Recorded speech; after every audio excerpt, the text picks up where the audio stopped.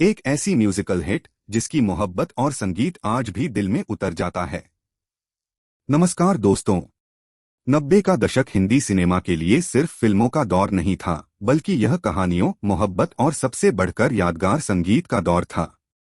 और इसी दौर में साल 1999 में एक ऐसी फिल्म आई जिसने अपनी सीधी सादी प्रेम कहानी और शानदार संगीत से दर्शकों के दिलों में खास जगह बना ली। फिल्म का नाम था सिर्फ तुम। संजय कपूर, प्रिया गिल, सुष्मिता सेन, मोहनीश बहल, जैकी श्रॉफ और सलमान खान जैसे कलाकारों से सजी यह फिल्म आज भी खास तौर पर अपने संगीत के लिए याद की जाती है। तो आज बात करते हैं 1999 की इसी खूबसूरत म्यूजिकल लव स्टोरी फिल्म सिर्फ तुम की। फिल्म सिर्फ तुम का निर्देशन किया और कहानी लिखी थी तमिल फिल्मों के निर्देशक अगथियान ने और फिल्म के निर्माता थे संजय कपूर के बड़े भाई बोनी कपूर। जबकि फिल्म के संवाद लिखे थे बाद में बेहद लोकप्रिय हुए लेखक व निर्देशक बने अनीस बज्मी ने। फिल्म में मुख्य भूमिकाओं में संजय कपूर और प्रिया गिल नजर आए थे। संजय कपूर ने निभाया था दीपक का किरदार और प्रिया गिल बनी थी आरती। इन दोनों के अलावा फिल्म में सुष्मिता सेन, मोहनीश बहल, जैकी श्रॉफ, जॉनी लीवर, तेज सप्रू, कादर खान, शोभा खोटे और शगुफ्ता अली जैसे कई जाने पहचाने कलाकार भी नजर आए। और फिल्म की सबसे खास बातों में से एक थी इसका संगीत, क्योंकि संगीत दिया था उस दौर की सुपरहिट संगीतकार जोड़ी नदीम श्रवण ने। और फिल्म के गीत लिखे थे 90 के दशक के सबसे प्रसिद्ध गीतकार समीर ने। फिल्म में संजय कपूर और प्रिया गिल की जोड़ी बहुत खूबसूरत लगी और फिल्म सिर्फ तुम की सबसे बड़ी खूबसूरती इसकी प्रेम कहानी थी। संजय कपूर ने दीपक के किरदार में एक सादगी दिखाई, जबकि प्रिया गिल की आरती मासूमियत और भावनाओं से भरी हुई नजर आती है। और शायद यही वजह है कि संजय कपूर और प्रिया गिल की जोड़ी आज भी 90 के दशक के दर्शकों को याद रह गई। अब बात उस चीज की जिसने फिल्म को अमर बना दिया, वह है फिल्म का अद्भुत संगीत। अगर सिर्फ तुमको आज भी याद किया जाता है तो इसका सबसे बड़ा कारण है इसका संगीत। नदीम श्रवण की जोड़ी ने इस फिल्म के लिए ऐसा साउंड ट्रैक तैयार किया जिसमें रोमांस, जुदाई, खुशी और इंतजार हर भावना के लिए अलग रंग दिखाई देता है। फिल्म के गीतों की बात करें तो पहली पहली बार मोहब्बत की है, दिलबर दिलबर, सिर्फ तुम, एक मुलाकात जरूरी है सनम, पंछी सुर में गाते हैं और ऊपर वाला अपने साथ है। इन गीतों को कुमार सानू, अलका याग्निक, अनुराधा पौडवाल, हरिहरन, उदित नारायण और साबरी ब्रदर्स जैसे गायकों ने अपनी आवाज दी। गीतकार समीर ने इन गानों में उस दौर की रोमांटिक भाषा को बहुत खूबसूरती से इस्तेमाल किया। पहली पहली बार मोहब्बत की है मेरे हिसाब से फिल्म के सबसे यादगार गीतों में से एक है। कुमार सानू और अलका याग्निक की आवाज और नदीम श्रवण की धुन ने इस गाने को 90 के दशक के सबसे रोमांटिक संगीत की पहचान बना दिया। इस गाने में वह मासूमियत है जो आज के दौर के किसी भी गीत में देखने को नहीं मिल सकती। न कोई दिखावा, न कोई जरूरत से ज्यादा शोर, बस प्यार की एक सीधी और खूबसूरत भावना। और फिर आता है दिलबर दिलबर। यह गाना फिल्म के बाकी रोमांटिक गीतों से बिल्कुल अलग ऊर्जा लेकर आता है। अलका याग्निक की आवाज और नदीम श्रवण की धुन ने इस गीत को जबरदस्त लोकप्रियता दी।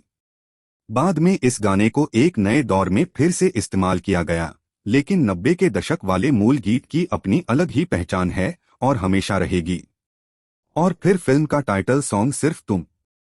हरिहरन और अनुराधा पौडवाल की आवाज में यह गीत फिल्म की पूरी प्रेम कहानी का एहसास अपने अंदर समेट लेता है। इस गीत की खूबसूरती यह है कि यह सिर्फ प्रेम गीत नहीं लगता, बल्कि यह जैसे दीपक और आरती की पूरी भावनात्मक यात्रा की आवाज बन जाता है। इसीलिए आज भी जब 90 के दशक के रोमांटिक गीतों की बात होती है तो सिर्फ तुम का नाम जरूर आता है।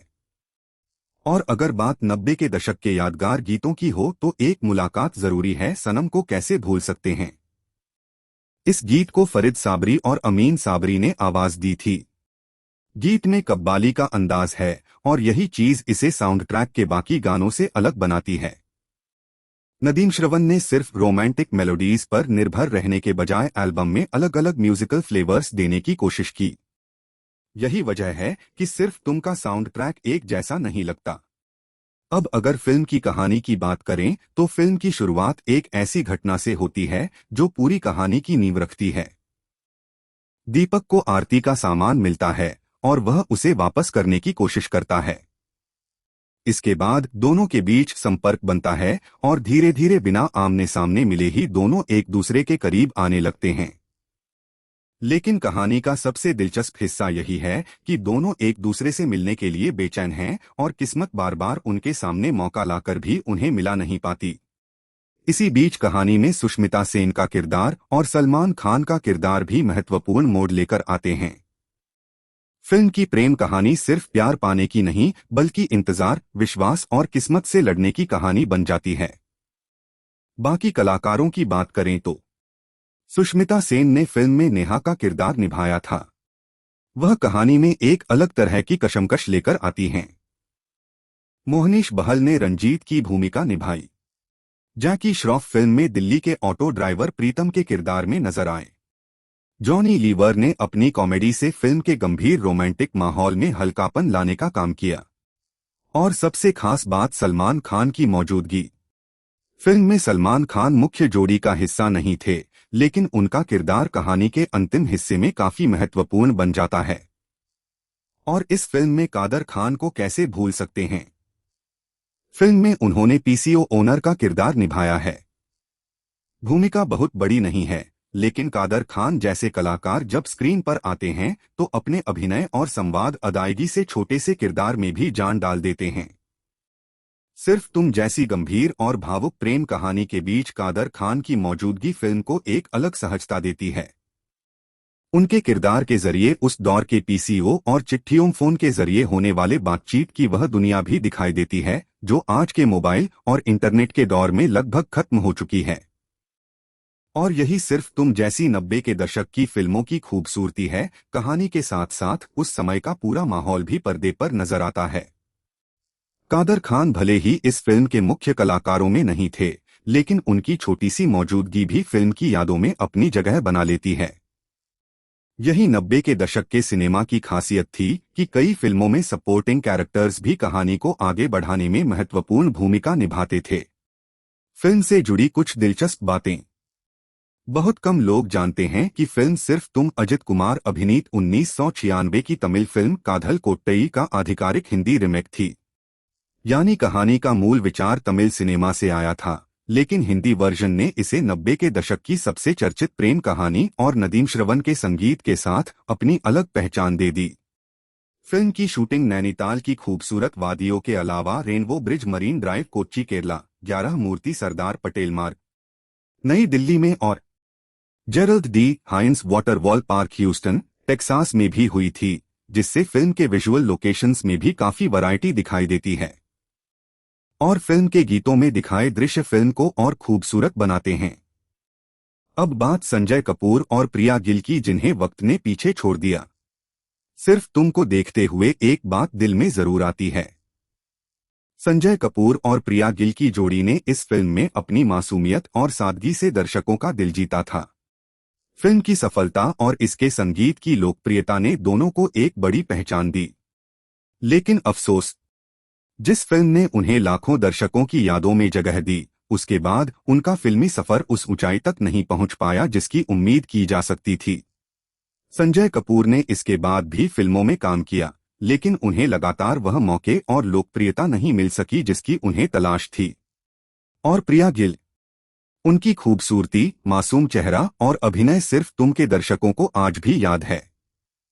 उन्होंने कई फिल्मों में काम किया, लेकिन धीरे धीरे उनका नाम मुख्यधारा के सिनेमा से दूर होता चला गया। कभी कभी सिनेमा की दुनिया भी बड़ी अजीब होती है। कुछ कलाकार बहुत प्रतिभाशाली होते हैं, कुछ फिल्मों में शानदार काम करते हैं, दर्शकों का प्यार भी पाते हैं, लेकिन फिर भी उनका सफर वैसा नहीं बन पाता जैसा उन्होंने या दर्शकों ने सोचा था। सिर्फ तुम के दीपक और आरती आज भी लोगों की यादों में जिंदा हैं, लेकिन उन्हें निभाने वाले संजय कपूर और प्रिया गिल धीरे धीरे उस चमकती फिल्मी दुनिया से दूर होते चले गए। शायद यही फिल्म इंडस्ट्री की सबसे कड़वी सच्चाइयों में से एक है। यह किसी कलाकार का अच्छा होना ही काफी नहीं होता, सही समय पर सही मौका मिलना भी जरूरी होता है। आज जब हम सिर्फ तुम के गाने सुनते हैं तो सिर्फ एक खूबसूरत प्रेम कहानी याद नहीं आती।